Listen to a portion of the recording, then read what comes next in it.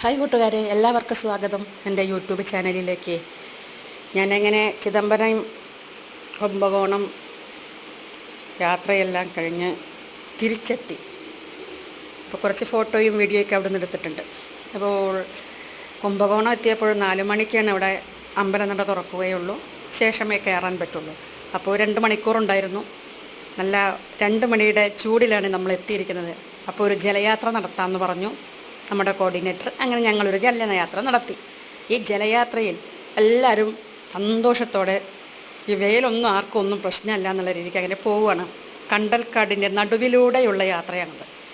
ഇവർ കാണുന്നത് പോലെ മറുവശത്തുമുണ്ട്. ഞാൻ കുറേ കട്ട് ചെയ്താണ് വീഡിയോ എടുത്തത്.